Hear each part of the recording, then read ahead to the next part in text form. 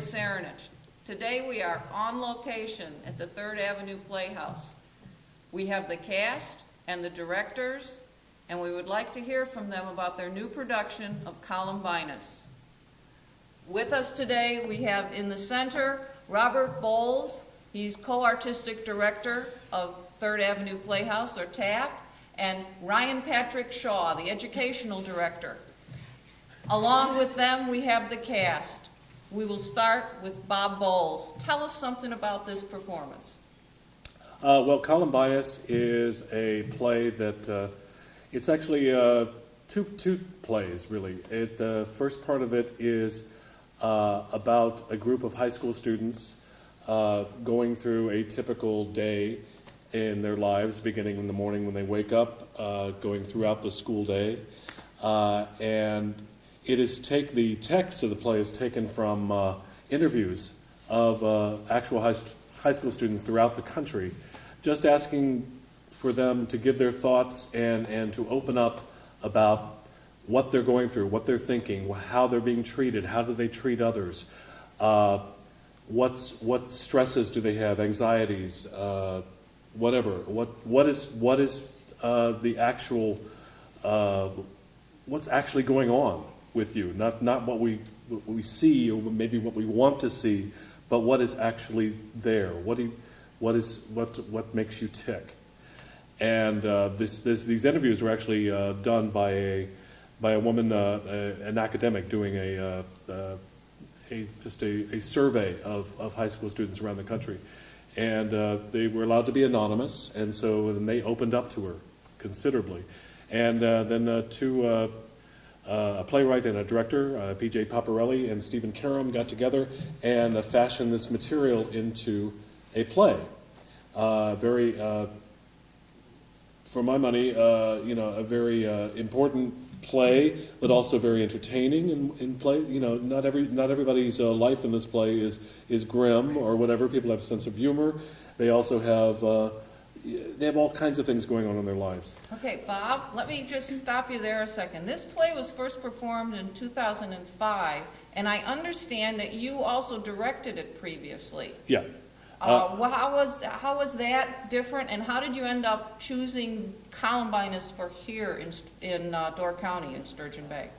Well, Columbinus, like it says, is a story about high school students. When I did it when I was teaching at the University of New Haven in Connecticut, obviously with college students, and I think mostly this play, because of the language and the depictions of violence that are contained within the play. Not many high schools actually do it for a number of reasons. It raises a lot of issues for high schools, and for one reason or another, they're not doing it. Although all the characters in the play are high school students. So when I came here, it was on my list of things that I wanted to do. I wanted to do this play. I wanted to do it with high school students because it is their story. It is their story, and the people most qualified to tell their story are themselves. When I first did this with college students, who were not that far removed from being in high school, they instantly recognized the characters in this play. Most high school students and most college students, for that matter, in theater, are portraying characters that are so far removed from them: fathers, mothers, husbands, wives, people from different countries, whatever. They don't often get to play people that are so close to who they are. And so there was that instant identification with the characters, which happened there and it happened here. And it's amazing to see. And for me, they know more about these people than I ever will. And that's a perfect lead-in, because we'd like each of the cast members to introduce themselves, tell us your name, your high school, because we all want to know which high school in our community you're from, and the character you play. Then we'll come back to each of you, and we will ask you to tell us something about that character, or as in the case of you might play more than one. Tell us about that experience as well. I'm going to start furthest away from me, so we'll start with the gentleman in the end. My name is Josh Augustin, and I play Jock. I'm from Sturgeon Bay High School. My name is Hadley Takashi. I play Perfect, and I'm from Gibraltar High School.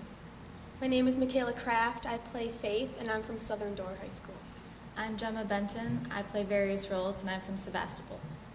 I'm Sophia Friedenfels, and I play various roles, and I'm a freshman at Gibraltar High School. My name is Samantha Spahn. I play Rebel, and I am from Sebastopol High School. I am Dominic DiCarlo, and I play Loader, and I am from Sebastopol High School. I'm Isaiah Spetz. I'm a freshman at Sebastopol High School, and I play Freak. I'm Dylan Thornton from Sebastopol High School, and I have various roles. My name is Jacob Barbercheck. I'm from Sebastopol High School, and I play AP. My name is Connor McClelland, and I'm a senior at Southern Door High School, and I play Prep. And just before we get into each character, Ryan, was there anything else that you wanted to add about like how the cast members were chosen or what it was like when you did a call for this? Well, one of the thing that I'd like to add that's most exciting to me is something that you touched on before, is that we have 11 students from 4 different high schools covering Southern Door all the way to Gibraltar, as you just heard. So we've got students from all over the peninsula, except for, of course, Washington Island, and as Bob's running gag is we had a hard time getting the ferry to work out. and as they were going through, you didn't see the Gibraltar kids sitting together, the Southern Door kids, the Sebastopol kids, the Sturgeon Bay kids. There's only one. But you didn't see them just sitting together. It's a group of young people, young adults who are here because they're excited about doing this piece. And from the educational element, having 11 students in here working passionately on theater until 9 o'clock every night is such a joy. And it's so exciting. And I know Bob and I talk about it after they leave and how exciting it is for us and for the Stage Kids and the education wing, the Stage Kids program of Third Avenue Playhouse, for it to grow like that and to have a piece like this involved in Stage Kids is thrilling to me. And that's what I was going to ask you about as well. This is part of the Stage Kids production where the actors, the cast, the members of this community learn about all aspects of a production, including acting. Mm-hmm. This is just one part of it. Yes. Okay. So if I can start again in the same order, and we'll start over in and I've got, it was Josh. Okay, we'll start with Josh. And if you'll tell us a little bit about your character and what you bring to this role or what you think about it. Doesn't have to be too long. And remember to speak up because we're all using the mics. All right, well, I play Jock, and Jock is a huge athlete. He's not very the best at school, but he tries his hardest. And he's not the nicest guy to be around. He's a very large bully to a lot of the characters in the show. And I never really related to him. When I first found out I had to play Jock, I was shocked, honestly, that they would make me play Jock. And I never looked like a jock. I didn't act like a jock, so I transformed myself into one. And 2 months ago, I started working out a lot, and I went on a diet, and I became a lot more healthy, and now I kind of look like a jock. Good. And it's really hard to play him sometimes. When he has to bully people, it's not really something I would ever do. And it's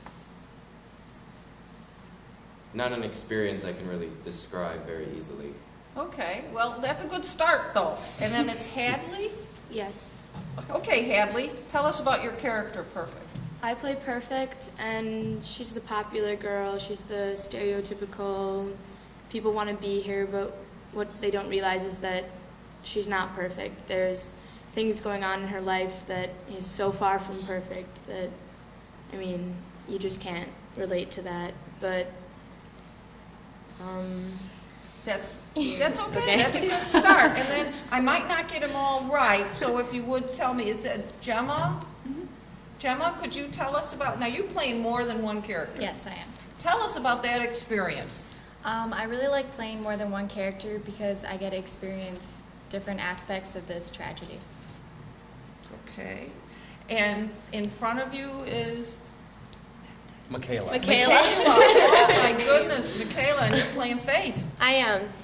Faith is your good girl, the hopeless optimist, and she's very religious, and it looks very much like nothing can really get her down, but you get to see that even with the most happy-go-lucky person, there's always another side to them. And I think I can really relate to her, too. So. Sophia? I play various roles also, and it's a great experience because I'm not just one person, and so it's kind of a little more work to just, explore the characters and the roles. And you have to be a different person each time, so it's not like just learning one role. So there's it's complexity there. Samantha, tell us about your character, Rebel. Well, I play Rebel, and she is just that. She's a rebel. She is the outcast of the high school. People look at her and they think she's the goth person, the one who does drugs, and they think to her that nothing really gets to her, that she just brushes everything away, nothing really matters. Kind of like the, it'll be better next time, I don't really care, that kind of attitude. But then you kind of look deeper into her, and she is breaking down on the inside. She's insecure with herself, and she doesn't really know how to handle certain situations. So, yeah, that's Rebel. Okay. And after Bob, we have, and I'm not, is it Dominic? Yep, Dominic. Dominic, you've got a special character in this performance. Yes, I play Loner, who is also Dylan Klebold, one of the shooters. And Loner is basically that kid that a lot more quieter than most kids. He's like the shy guy of the school, or I mean, I'm sure there's more than one, but he keeps to himself, but he doesn't really want to. He wants to talk to, he wants friends, but he kind of lacks that ability, that social skill to easily connect with a lot of people. So which is why he connects, but he finds a really good friend in Freak, because somehow their attitudes and their ways just click together really well. But his struggles for social skills come through when he's trying to talk to a girl he likes, which he has an incredibly hard time getting through that. Okay. And next to you, we have Isaiah. And Isaiah, your character. Yes, I play Freak, who also transforms into Eric Harris in the second act. Freak, like all these characters, is the stereotypical name that is one given by his peers, the way that they look at him. And also, he's very angry, easily upset about things. It's hard to play a character like Eric Harris and Freak because I can't connect to that rage. I can only connect to it in very small ways. And slowly I've been building my way up to that. Okay, thank you. Dylan. Yes, I also play various roles, and it was a change from going to playing one role in previous plays to this, because I get to go from a parent to a guidance counselor, and then I get to go to a coach, so kind of get different aspects of the people that were within the school. Well, and you have to learn to respond to the different characters, which sounds a little challenging too. It was, yes, at first, in different scenes, going from a guidance counselor and then to being a coach. You have different ways of responding, so that's another challenge for an actor. And AP is played by Jacob Barbacek, and AP is not the full name. Tell us about that, Jacob. That's short for advanced placement. He's basically, stereotypical smart kid, teacher's pet. Doesn't really fit in with a lot of the popular people, and just puts a ton of pressure on himself to do well, and in school and, doesn't really give himself a break, basically. Okay, and we have one more character to talk about. Tell us about that character. Oh, that's funny. My character's Prep. He's kind of the cool kid in the big shot of the school, which always for me is kind of difficult to connect to because I'm not really that popular. But the weird thing about the character is, on the outside, he acts confident in everything he does and the way he talks to people. But on the inside, he's got a ton of insecurities, and he's wrestling with his own problems. And it's kind of a conflicting character, but it's interesting. So, Connor, you wrapped up this cast of 11 for us, and we're really glad you're here today. We understand you're also going to give a performance. We're going to see a brief scene. But how do the actors develop benefit from this performance? What do you think? Is there some personal, anybody want to chime in? Is there some personal development that you think is good, or just professional? This will be Loner. Dominic Loner. Dominic Loner. I think personal-wise, I think it really helps you see perspective of a lot of different people in a high school. Like a lot of different kinds of people. I mean, you have your jocks who are, I don't want to generalize all jocks, but the jock in this play is, he believes that since he worked so hard for the school, he should get more respect and he deserves to be treated higher than someone like Loner who he's not in hardly anything extracurricular-wise. Anybody want to respond to that? Yes, go ahead, Sophia. I kind of at my school, it's a small school, and so you don't really realize that there are cliques and everything like that of certain people. But ever since I've kind of been in the play, I've been like, okay, well, I don't want to be stereotypical towards this type of person, but they look like they'd be like this, or they look like they'd be like that. And it's been kind of hard because, like, in my head, it's like I'm thinking about who certain people are, but they might not always be that way, so you never know. So it's given you insights into your daily life as well. And a part of the casting procedure and creating this performance here was talking to you as cast members, but the families, and finding out what the families thought of this production. And I thought Bob had some information for us regarding how that process was developed. Well, when you all came in, I made sure I had a sheet of paper that you all took to your families, and it was very important that the families knew exactly what their kids were getting involved in, because this material is not lightweight. The language is very rough. I tell you, we told the families, whatever word you can imagine you would never want to hear coming out of your child's mouth is going to come out of your child's mouth, or they're going to be around someone else saying it. Not that every word in this play is bleepable, but there's a lot. There's a lot because it represents this group of people, and if you take away that language, if you take away the language, that takes away part of them.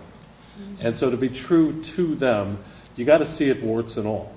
And so it was important the parents knew there was a language element in it that was not going to be censored, and also just the general makeup of the play. I mean, talking about not only what teenagers are going through on a daily basis here, but it morphs into the Columbine High School tragedy. And that simply is, we meet all these high school students, and then these two guys emerge as being the killers. Why those two guys? Why not two other people here? Everyone seemed to have a reason to snap. And for some reason, these guys did. And so the Columbine stuff that happens in the second act is taken from interviews, eyewitness accounts. The boys made videotapes planning the shootings. We have the transcripts of those. eyewitness accounts in the school itself while the shootings were going on, and then afterwards. So it was important that the families knew that the kids were going to be reliving this entire Columbine experience through the words of the people that were directly involved in it. And when you're dealing with Dylan Klebold and Eric Harris, planning, that's rough stuff.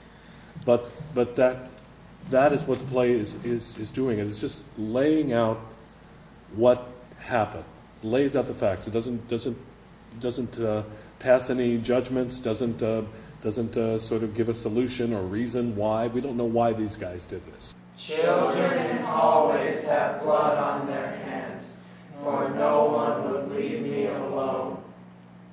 What the hell's going on? Hey, Coach. What is this? We were just fooling around. Well, get Justin, give me a hand outside, boys. Awesome shot, man. Thanks.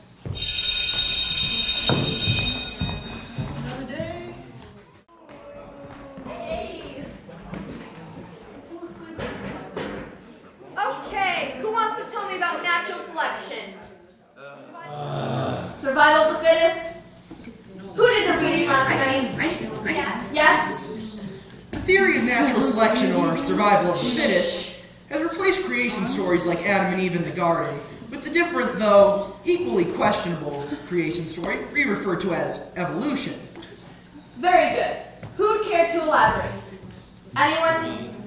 Anyone else? Survival of the fittest doesn't always mean survival of the biggest. Huh? Sometimes anything can make you the fittest in the right situation. Oh! Your theory can best be expressed through the biblical story of Cain and Abel. I thought exactly. Which is exactly why I had it. Knowledge would spoil my young people. I prefer that they learn only what they pick up by following their own play instinct. But they must learn self-control. I'm in control. What else do I need? If a people is to become free, it needs pride, willpower, defiance, hate, and once again, hate. You know what I hate. Hate, and once again, hate. Before we leave this video, we'd like to know, when will Columbinus be performed? Bob or Ryan? It is April 25th, 26th, and 27th. That's Friday, Saturday, and Sunday. It's Friday and Saturday nights at 7:30. Saturday, the 26th, at 2 o'clock. So Saturday would be a two-show day, 2 and 7:30, and then Sunday afternoon, the 27th, at 2 o'clock. So there are 4 chances to see the show in those 3 days. But there's something really special about what happens after each of those performances, something that's unique. Instead of the audience applauding and leaving, there's going to be a discussion. Yeah, Tell we us have panel members, various members of the community. It'll be a different group every night, and they represent. We have a psychologists, teachers, parents, whatever. Basically, coming up on the stage with the cast and myself, and just talking with the audience. I mean, this play presents so many issues, and I know from having done the play before, the audience is bursting with opinions and questions. And so these people are just brought up just to help us give their professional and personal point of view about the issues, and in the hopes of just stimulating a discussion with the audience. Okay. So you've been with Access Store County today. If you'd like to know more about what TAP does, what Stage Kids can do for the young people in our community, and more about Third Avenue Playhouse, you would go to their website.